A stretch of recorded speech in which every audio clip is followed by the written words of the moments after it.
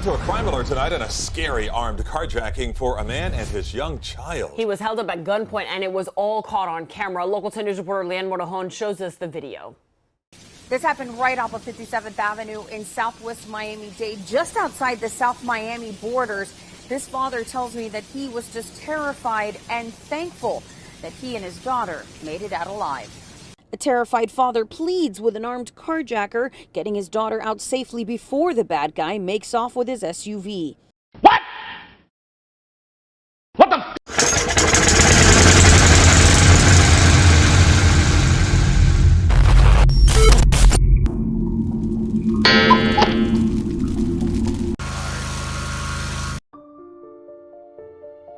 How did you keep your mental from all the trauma that you witnessed? Because that's just a little bit. You had a lot of shit that you you went through. How did you keep your mental together as a kid? You running in the streets, you're boxing, you're going to the gym, your dad going to. How did you keep your mental together from all that trauma?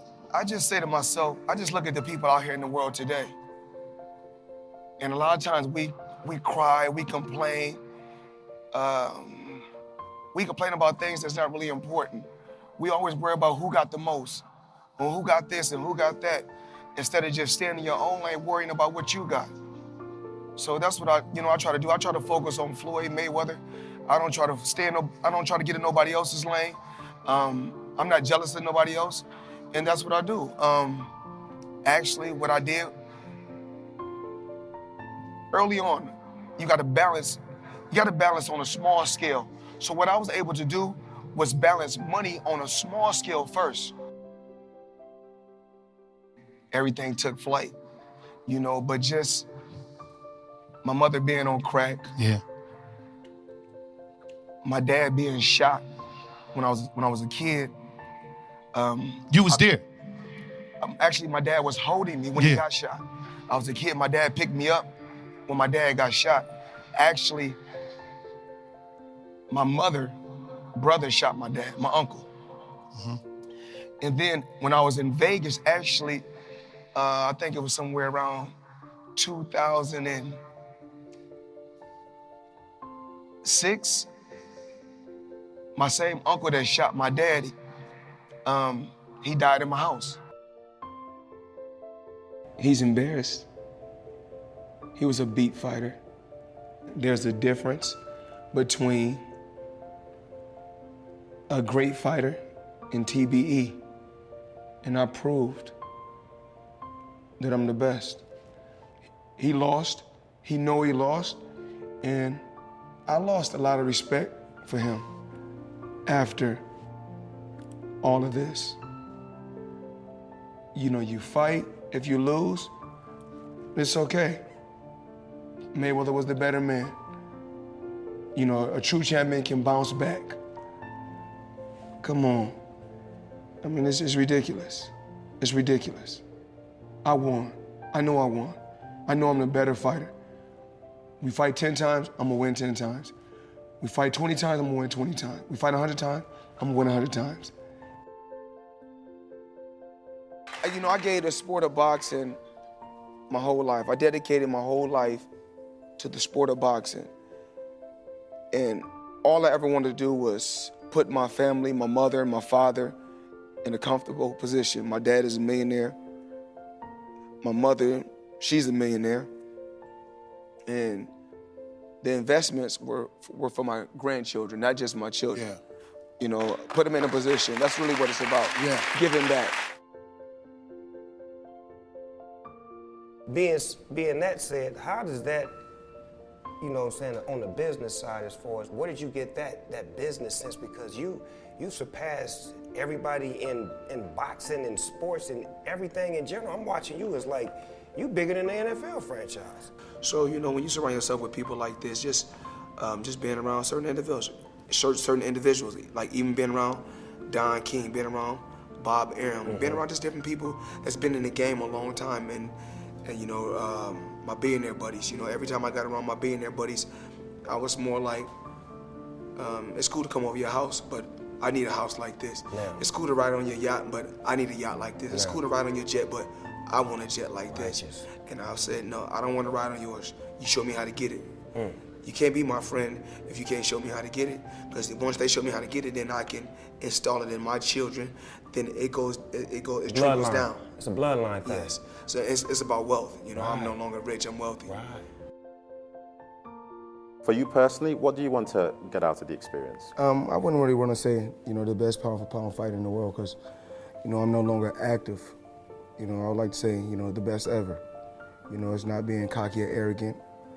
It's just the proof is in the pudding, and I think I've earned the right, you know, to call myself TBE, and I've lived up to the name TBE by going out there day in and day out when I was active and winning. You know, everyone that was put in front of me. But have I ever took a loss before? Yes, in life. When you lose a loved one, that's taking a loss. When your children hurt, that's a loss. When you're sick, that's a loss. But, you know, I got to where I got to from a lot of hard work, a very, very strong team, a very smart team that stood behind me. God gave me everything and took one of the biggest chess pieces off the board for me. I felt like, and you know, I got to take my time when I just talk about this. When everything I asked for in life, everything I asked for in life, any and everything I ever thought about in life, I got. And I'll say this every day. Just for her to come back, I give it all back. I replay this over and over and over in my head 1,000 times. And then one thing I always say, God don't make mistakes. Everything happens for a reason. But the main person that needs the props and the person I need to talk about the most is my father. Great man, great person. He believed before I believed, because he taught me a craft, and he knew I had a gift when I was a kid. Small kid, my whole life I've been going to the boxing gym, but I can remember at just 3 years old, you know, going to the boxing gym every day, hitting the speed bag, you know, hitting a heavy bag. And my dad said someday my son will be one of the best. A man that has never been in a boxing ring is in the ring with the best ever. That's what you describe yourself as being. I don't describe myself. We must realize, men lie, women lie, numbers don't lie. 49-0. Not just 49-0. Let's really get to talk about Mayweather that's didn't broke every record in boxing. When we get to talk about highest gate, even when they was like right now, they saying, oh, Mayweather fight didn't sell out. Well, you know, when they do sell out, I think I'll reach somewhere like, you know, the live gate it reached like 80-something million for this fight. We already had 60-something million. For those that saying that Mayweather is not doing numbers anymore. As far as taking less punishment, I took less punishment than any fighter. Not just best defense, let's talk about offense. The most accurate fighter of all time. On the outside of the ring, it's not just about being in the inside of the ring. I already conquered that. I'm even smarter on the outside. You know, I have to be a genius to even make a fight like this happen. So what does that say about me for making this fight happen? It says that you're a brilliant businessman, not just a great boxer. And that's what I always spoke about. I get my credit about what I do in the ring, but I don't get my credit about what I do on the outside. You know, I heard a quote one time from Vincent van Gogh that really rang true. He said, he has dedicated his life to his art, and he has lost his mind in the process. When I sat and I thought about that, it sounded very familiar. I have given every single thing, every ounce of my life to this craft, to perfecting my craft, and I continue to do so. And in the process, I have lost my mind to regular society, to people who wake up at 9 a.m., who clock out at 5 p.m. They would look at me and say, I've lost my mind, but me, I have found it almost. My name is Conor McGregor, I'm a professional MMA fighter. My dream is to be world lightweight champion in the UFC, have more money than I know what to do with, and have a great life for my kids, my grandkids, everyone in my family, everyone that's come up with me. That's my dream. My dream is to be number one. Most young men, why they got into martial arts was to defend themselves. I started off really being into football. That was what my first dreams were, you know, being a football player. How good you were at playing football and how good you were at fighting, you know, they were the two things where I grew up. And then maybe as I start going outside my little estate and all, conflicts start happening, and I mean, I had to kind of think to myself, right, I need to be able to defend myself now as well. Not even to get back at anyone around, just to kind of be like, alright, this guy knows what he's at, just leave him alone. No, that's it, I don't know why I'm doing it other than that really. Now I'm obsessed. I was working in the plumbing business at the time, yeah, but it would have been around that time that John, see, I left the plumbing business. How bad was that? The plumbing? Yeah. Horrendous. It was just a horrible, horrible time, and I was like, you know what, I don't want to do this, and then I just left, and then I just stopped going, didn't get out of bed. Then my dad would come in and try and bait me out of bed, and we'd have fights, and literally, for a good while I never spoke. I didn't really speak to my dad. We just kind of stayed away from each other. Anytime I come across my dad, anytime we did speak was to fight. Why did it get to that point, to where he was that mad? Because I was doing absolutely nothing. I was out getting into trouble. Yeah, basically felt like I was doing fuck all. I was a waster. You know, I was a waster. Got that, called that a lot. You know what I mean? The real stress and the real fights come from the mortgage, come from this stress of home. A lot of people are getting evicted from their homes around here. So that's something that I grew up with. That was a big stress in my family. It caused a lot of stress, so I just wanted to give it back and help out and just do that. And my mother and father are still young. Now they have their feet up, they can relax, they are in a new place, so it's good. That's something I always dreamed of. I always visualized what giving would feel like. Given to people who have given to me, what that would feel like. I always dreamed of just showing up one day and be like, here. I always visualized good things. I always visualized victory, success, abundance. I visualized it all and it's all happening. If you have a clear picture in your head of something is gonna happen, a clear belief in that it will happen no matter what, then nothing can stop it, you know what I mean? It is destined to happen, and that's what happens, you know what I mean? It's perfect. Fighting myself, you know what I mean? Because you are fighting yourself. There is no opponent, you know what I mean? It's you versus you, and I'd say I'm fighting myself in there, and I'm gonna beat myself. Not even martial arts, life, you know what I mean? It's always you versus you. If you're competing against other people, you know what I mean? Competing against others, and you're gonna become bitter. Eventually you'll become bitter. But if you compete against yourself, you'll become better. There are no restrictions, there are no limits. There's no one trying to get something from me, or trying to make me do this, or make me do that, or send me here, or send me there, or stop me from going full. I'm free, I go in and do as I please. This is my time now. So it's a beautiful experience, and it's almost an out-of-body experience, and it becomes very, very addictive. So that's what you're seeing here. I'm addicted to that feeling, and I will do anything to get in there and get that feeling again. I truly believe we are all equal as human beings. If we are obsessed with something and we truly pursue our passion with everything we have, regardless of anything else, if you are obsessed, work hard, put in the time, you will succeed. And that is a philosophy that I carry, my coaches carry, and to see LeBron James, who's like a mega superstar over here and a phenomenal athlete, share that belief is inspiring right back to me. It shows that we are thinking correct. You know, this is hard work. This is an obsession. Nothing can beat hard work. If you're doing something and you're not interested or you have no passion for it, you should truly follow your passion. I'm not doing this for this. I'm not doing this for fake acting and pretending I can, you know what I mean? Trying to give emotion to some guy that wants emotion from me for a shot. I can't do that. I don't do this for that, but I understand that it's a double-edged sword and you must do that. I do it for the competition, to step foot inside that octagon, to have that feeling of freedom. So That is why I say I don't feel pressure in there. I do not. I feel free in there.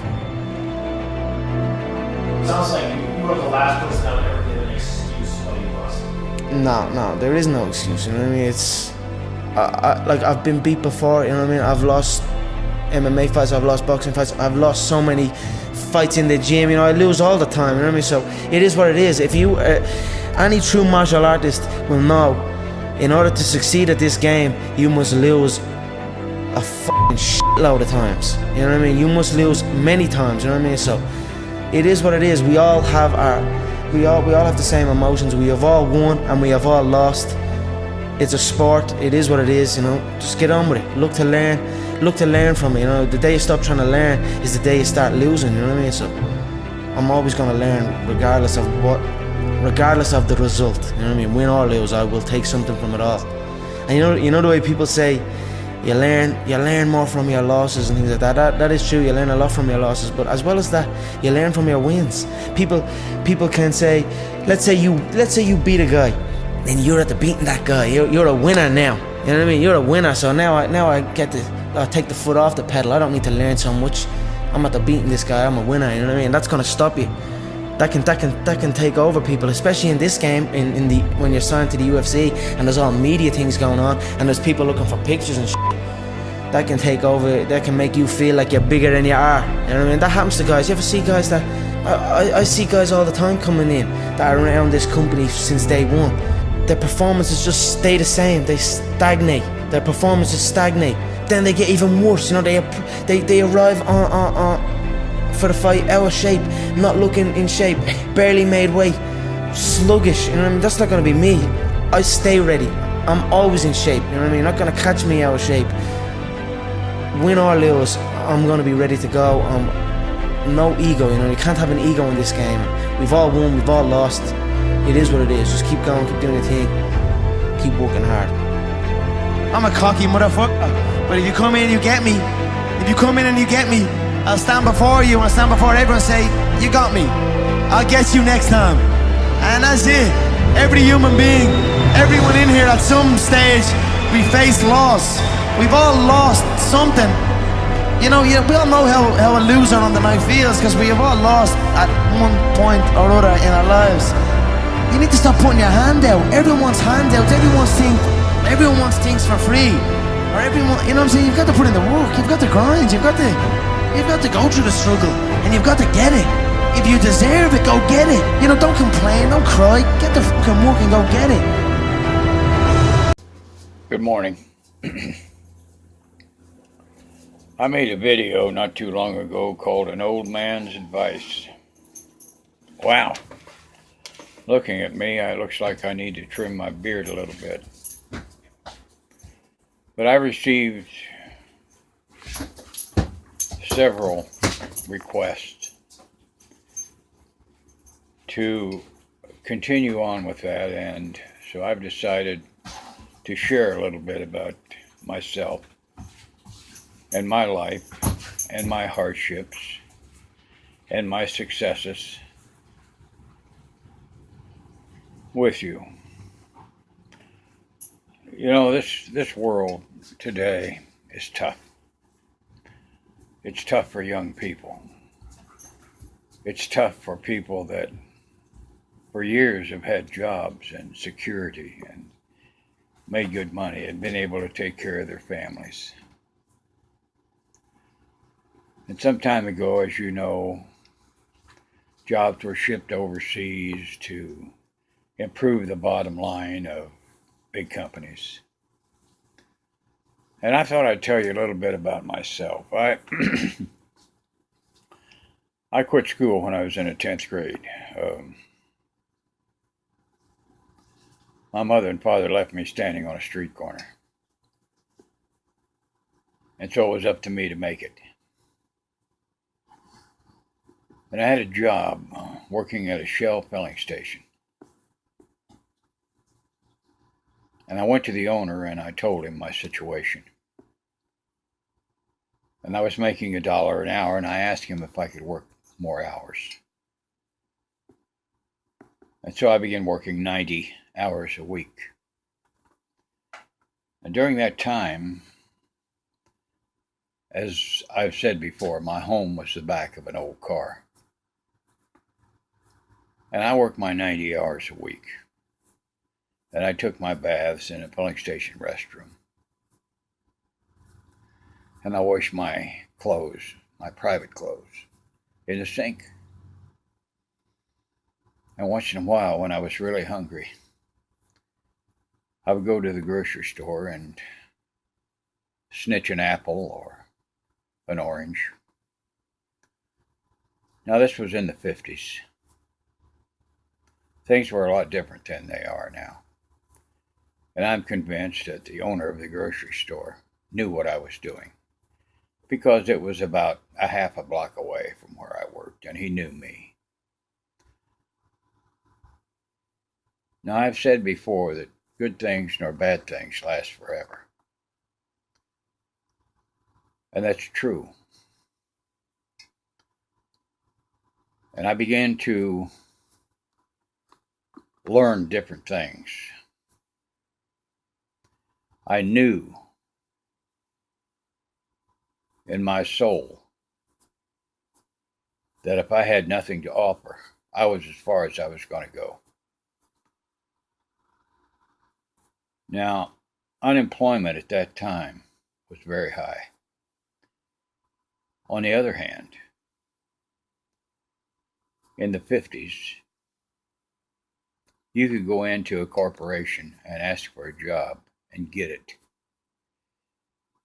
And after I'd worked 90 hours a week for a long time,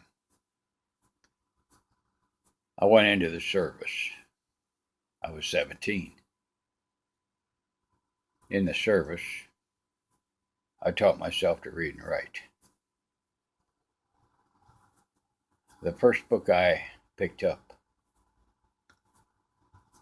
was a book written by Louis L'Amour and had 196 pages in it. I'll never forget it. It was a cowboy story, a Western.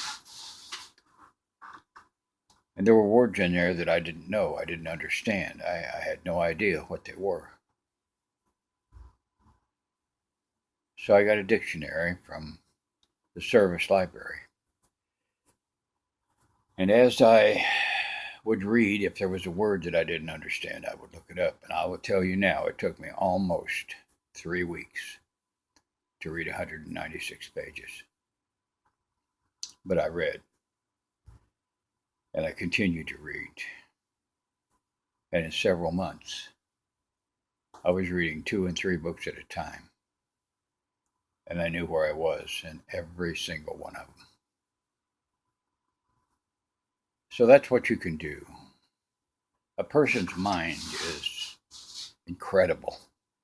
Your mind is as incredible. As a young person, regardless of what's happening in the world today, you have opportunity. And don't you believe for one single minute what they say in the media. Because if you aren't getting ahead and you need to get ahead, position yourself to learn. Go to the library and learn. You are the backbone of this world. Young people, without you, this world is nothing. Nothing.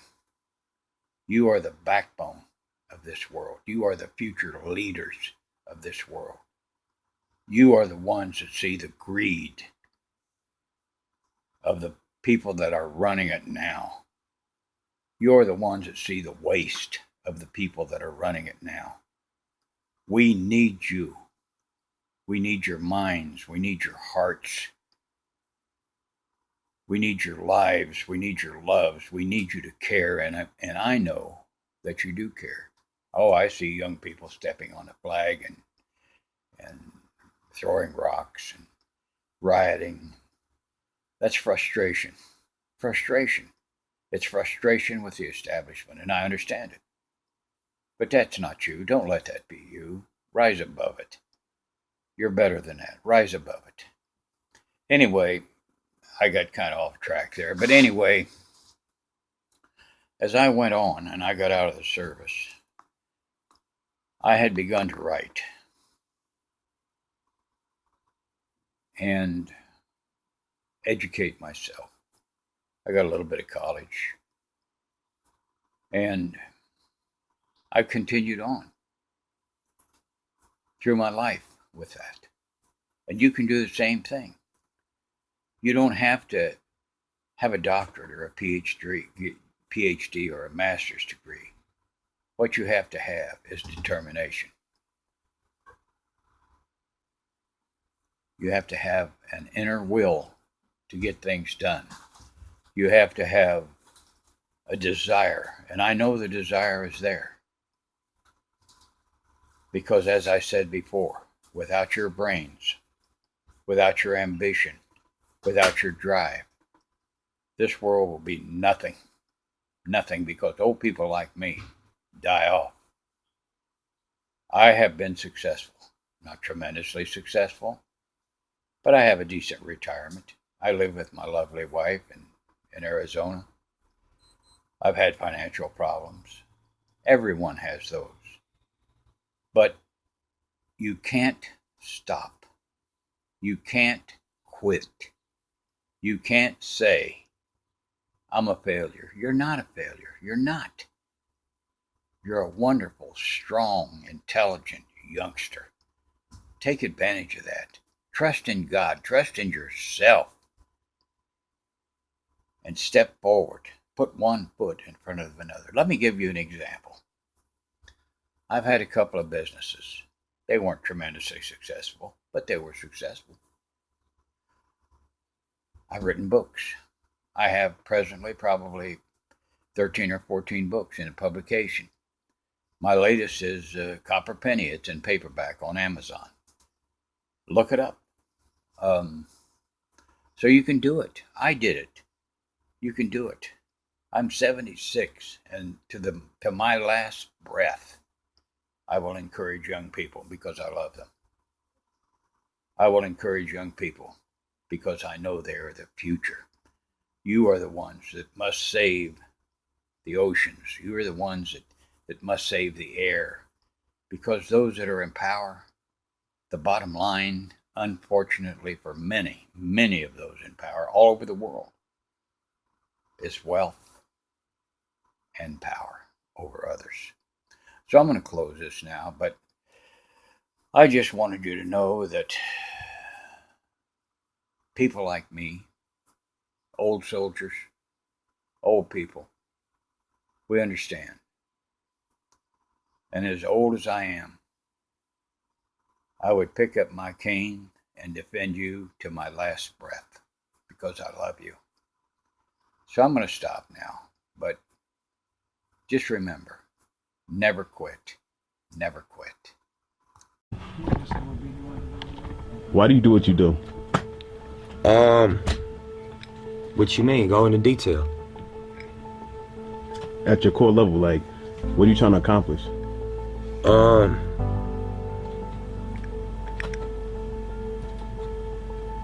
I guess just on a core level, I would say to inspire. Yeah.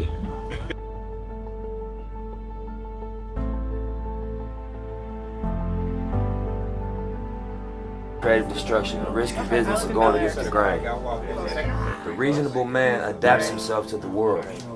The unreasonable one persists in trying to adapt the world to himself. Therefore, all progress depends on the unreasonable man. I don't know, it's radicals, you know what I'm saying? I think as human beings, everybody has a natural gift and a natural passion, but then you go outside and you get influenced and you feel pressure from what's going on outside.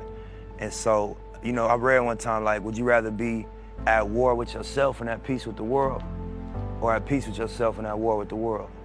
And that was powerful for me. It's about just the authenticity and the honesty. I'm not in, you know, a culture of going outside hustling every day no more. I'm not in a culture of, you know, being involved with gang activity anymore. At that moment, for me to make art, I had to reflect on reality, you know? And so it would be untrue. If I was talking about balling or talking about owning businesses, I didn't. But as my life changed and as the reality, what I was actually living changed, I had to change what fueled the art, you know what I mean? And honestly, you know, coming into it, we was hustling. Yeah. You know, so it was a step back to want to pursue music. It was a setback. I know what you're talking about. You know what I mean? So it was something that I had to really believe in to pursue it because it was actually taking a back seat. Did you ever get down where it was like, man, this ain't gonna work? Or, you know? That's why I call my thing the marathon because I'm not gonna lie and portray this ultimate poise like I've had it figured out. Nah, I just didn't quit. That's the only distinguishing quality from me and probably whoever else going through this or went through this or is gonna go through this is that I ain't quit. I went through every emotion. I went through every emotion with trying to pursue what I'm doing. You know what I mean? And I think that what gonna separate whoever's gonna try to go for something is that you ain't gonna quit. Unless, you know, you're gonna really take the stance if I'm gonna die behind what I'm getting at right now. Do you know how kids spell love? T-I-M-E. You know, not only kids, just people in general. You know, time is how, when somebody gives you their time, how you really know. I read somewhere that the highest human act is to inspire. And we all are in search of inspiration every day. So events like this and just opportunities to be able to either inspire or be inspired, I think is what creates movements. You know, we all have the capacity to inspire. You know Hey, Nip, are you aware that you're teaching people? Yeah, in a way, I think so, definitely. But then again, I don't listen to people that I can't learn from. So I don't listen to interviews of artists that don't have no value in what they say. I don't listen to music from people that I can't get no game from. Or Are you the smartest one in your team? Definitely not. I might be the dumbest one. But that's but good, you surround yourself with people that know what the fuck they do. Right. You better believe that. Yeah, with heart. Yeah. Is heart important to you? Man, I had this convo the other day. I think yeah, definitely. I think that's the least value part of the game is the heart. That's the muscle that got you here. Yeah, but then again, everybody operate off logic. What's good for them? Sure. It's true. And that create opportunists. And that create, you know, lack of code. And you see all type of weirdo shit going on, because everybody operating off logic. This a good move, this a good look. It's a good look for me. Yeah, man. but it's codes and it's rules. And that's where the heart gonna stop you. That's right. From doing goofy shit and doing, you know what I mean, disloyal and just playing yourself for the opportunity. Yeah. You know what I'm saying? For an opportunity that can just fade away. That, I mean, you're gonna consume the opportunity and then it's gonna be done and you're gonna have on your record that the way you got to the opportunity was fraud. And that's not gonna go nowhere. As a human, I'm competitive as, you know, rap is competitive like an athlete. You know what I mean? You don't want to be number 2 by design. You ain't gonna cry if you don't win the championship. You're gonna go harder in the gym. But what I know about life is that you're gonna hurt yourself. You know, life is, especially as a creativity and competition is opposites. You know what I'm saying? And they work against each other creatively. When you have to draw from a blank canvas, you gotta draw from your pool of experiences for it to have that thing in it. And you can compete and make something that's like technically good, but it's like a cloned human being. They might have 2 legs, but it's not the same as a baby that was born from a mama and daddy and it was some love made, and that's a different formula.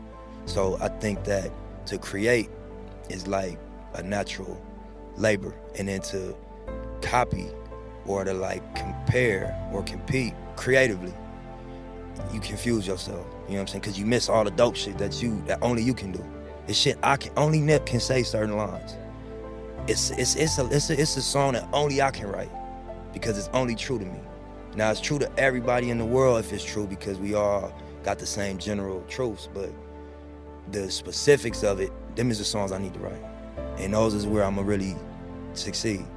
And I think I heard Ross say some real shit. He's like, man, I want every penny that's mine. I don't want a penny more or a penny less.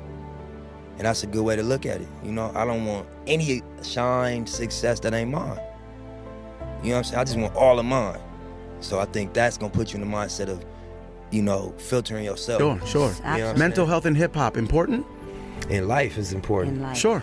One thing I heard Ross say before, he was like, you know, the biggest business you're gonna have to manage is your life.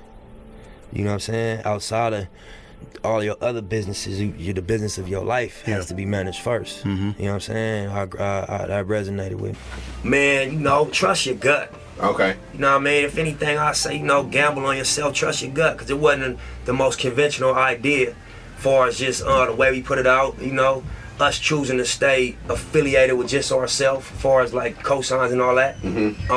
But it ended up working out. So I just say, trust your gut, man. When you got a good idea, believe in it and bet on yourself. I mean, whatever you define a win as, because that's real. Everybody got a different definition of what they in the game for. I couldn't get my win trying to fit in. What I'm here to try to do, I couldn't do that trying to fit in. It wouldn't. What my goal, you can't get at what I'm trying to do that way. From my understanding of it, my experience with it, you got to be authentic and you got to define your shit and you got to make a contribution. Yeah. You know what I mean? You can't try to copy, ride waves. You gotta define your contribution. For sure. You know what I'm saying? But yeah, I agree with you. Yeah, we've seen a ton of examples of bandwagon shit that, you know, made some money. And that's cool, everybody didn't write rap since they was 13, 12, 9 years old. Or have that passion for it. Some people just love the art and love the music and they have fun with it. Just be more fearless, you know what I mean? I got all my radical moonshots have defined me. I don't be my downfall. My downfall be, you know, not going crazy, Right. not you know, having a higher expectation. Anytime I didn't set my sight on something that seemed way outlandish, it always come back exactly how I seen it. So I think I would tell myself, just put way bigger goals up, you know, on the wall. Just have a bigger vision, have a higher expectation.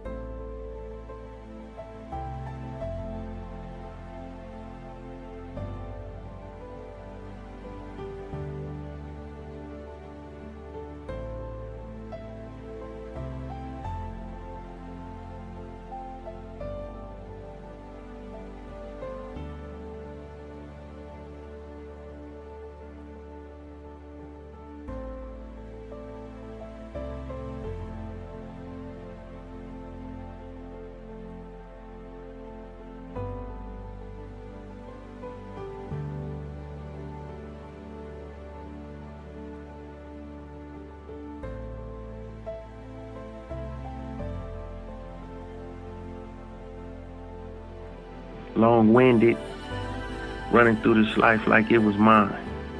Never settling, but setting every goal high. 1,000 burpees on the path to my own destruction or success. But what is a mistake without the lesson? See, the best teacher in life is your own experience. None of us know who we are until we fail. They say every man is defined by his reaction to any given situation. Well, who would you want to define you? Someone else or yourself? Victory lap.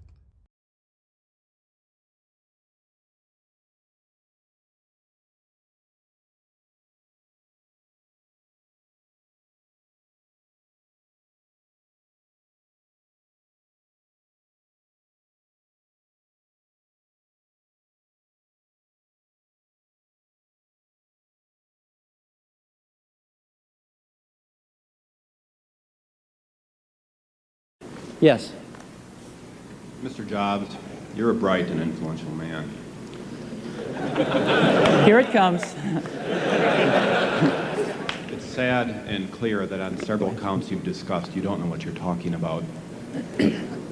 I would like, for example, for you to express in clear terms how, say, Java, in any of its incarnations, addresses the ideas embodied in OpenDoc. And when you're finished with that, perhaps you could tell us what you personally have been doing for the last 7 years.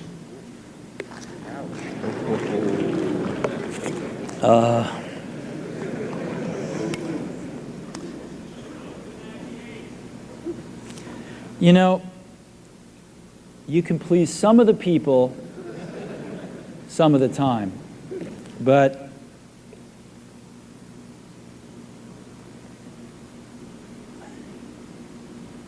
one of the hardest things when you're trying to affect change is that people like this gentleman are right in some areas. I'm sure that there are some things OpenDoc does, probably even more that I'm not familiar with, that nothing else out there does.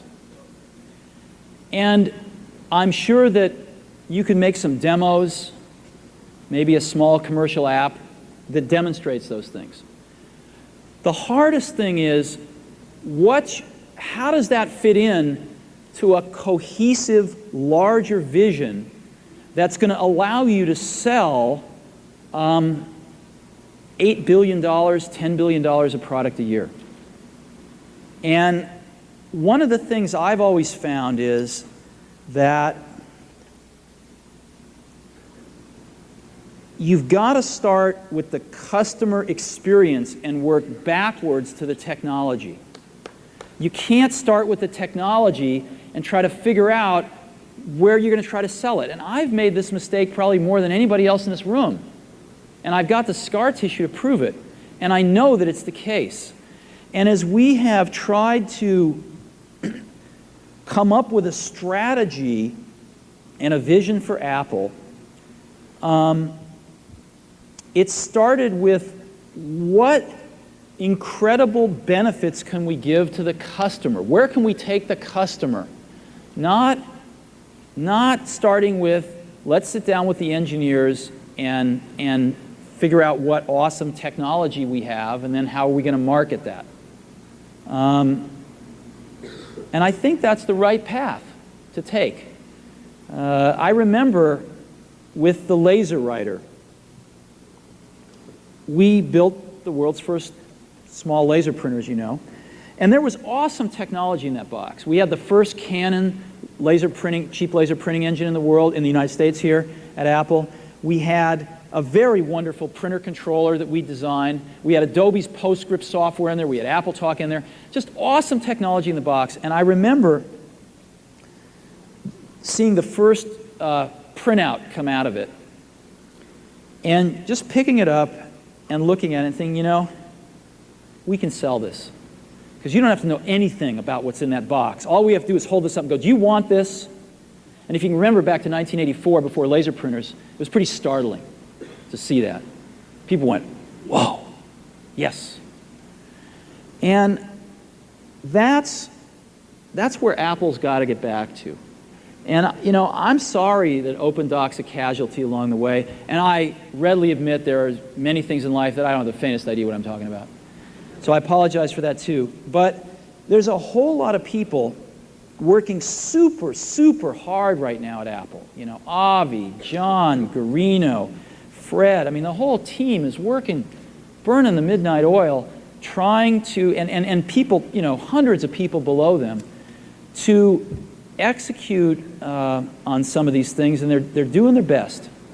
And I think that what we need to do, and some mistakes will be made, by the way. Some mistakes will be made along the way. That's good, because at least some decisions are being made along the way. And we'll find the mistakes, we'll fix them. And I think what we need to do is support that team going through this very important stage as they work their butts off. They're all getting calls, being offered 3 times as much money to go do this, do that, the valley's hot, and none of them are leaving. And I think we need to support them and see them through this and write some damn good applications to support Apple out in the market. That's my own point of view. Mistakes will be made. Some people will be pissed off. Some people will not know what they're talking about. But I think it is so much better than where things were not very long ago. And I think we're going to get there. From day one, I was always taught to be a winner. No matter what, be a winner and be the best that you can be.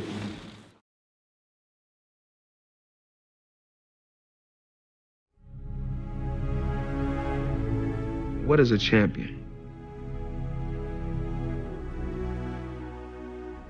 Win, lose, or draw. A guy performing to his best. Appreciating everything that he has received. Dedication, hard work, belief, great heart, and never forgetting the operating tool that helped you become champion.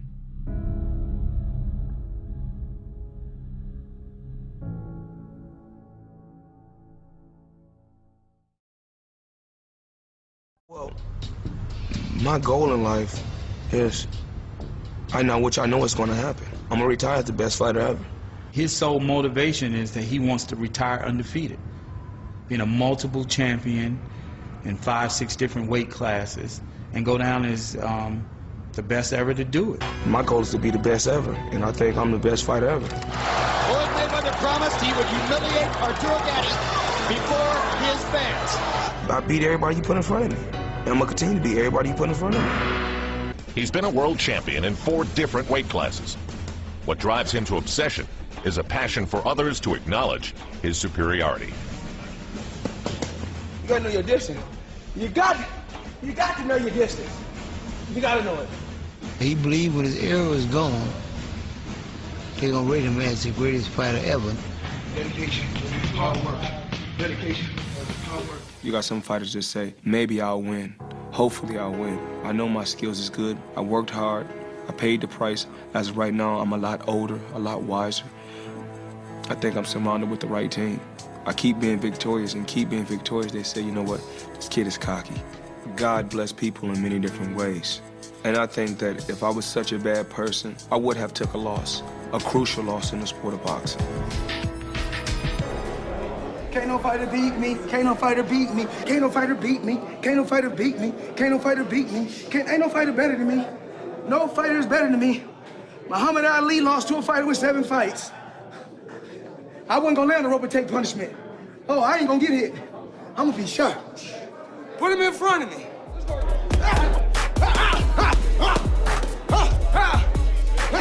At this point, the money persona seems less notable for what it is than what it conceals. An old-fashioned work ethic. Fighters should only want to get better. The more you win, the more you should work harder. If you think about losing, you're gonna lose.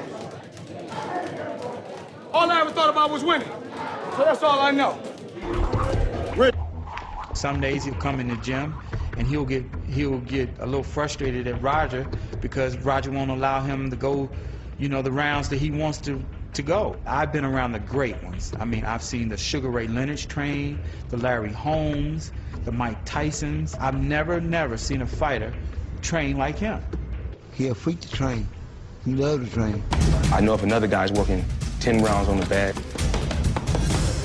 I got to work 30 rounds on the bag. If he's boxing 10 rounds in the gym, I got to box 17 rounds in the gym. Dedication. Dedication. I've always got to outdo the person that's on my left and the person that's on my right. I want to be the best. Most boxers adhere to a strict workout schedule. Floyd, though, is uninterested in convention. He works out up to 4 times daily. The only thing routine about his regimen is its unpredictability. I train every day. I train every day. Hard.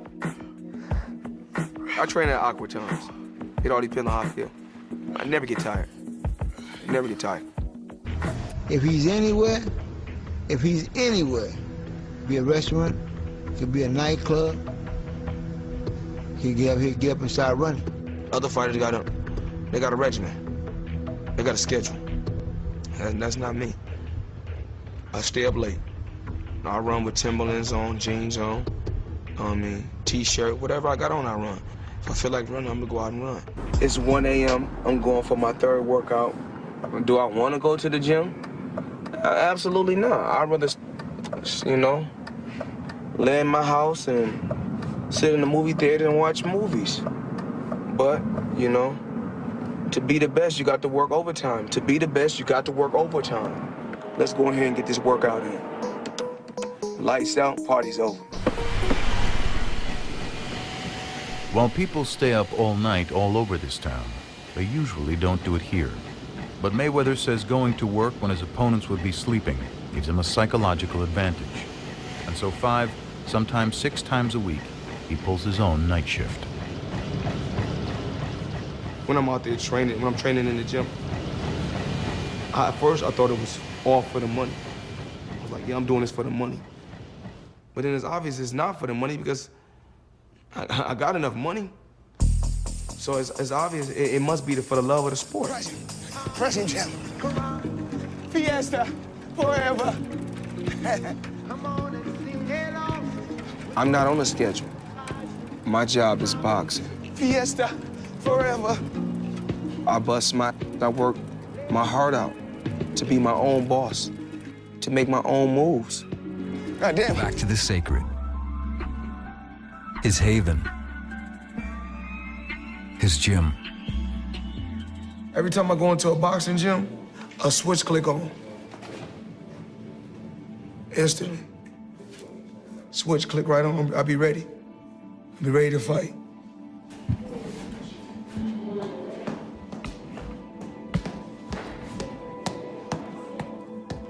It's about that time, ladies and gentlemen. It's about that time. Still working. 3 hours of the night. Still working. Well, if this ain't discipline, I don't know what it is. They gonna have an off night. I don't never have no off night. Watch Clark Kent. Clark Kent is about to change, ladies and gentlemen. I wake up at 2:30, I gotta be at the gym at 3 o'clock. I get to the boxing gym at 3 o'clock. I train from 3 to 5:30, 6 o'clock. Go eat, go to a fitness club, go run, and I may go back to the gym later on that night.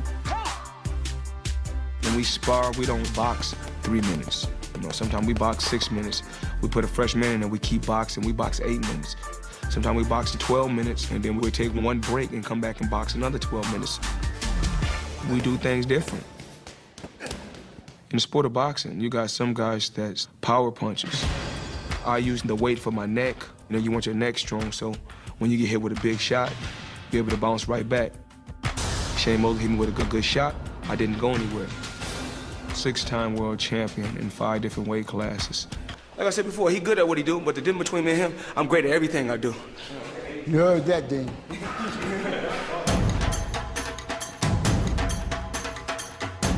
They say when I come to the boxing gym, they say I train like I'm poor. Like I haven't made one dime.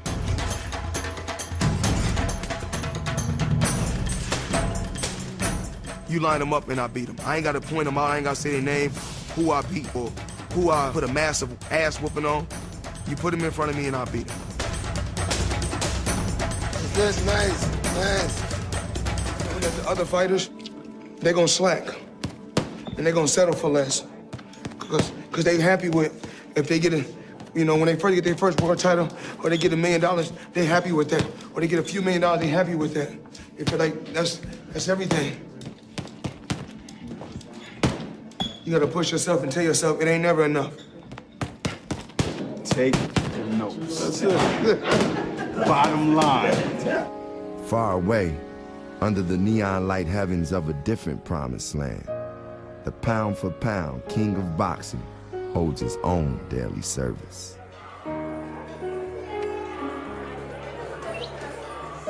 Why did he go on tour and I didn't?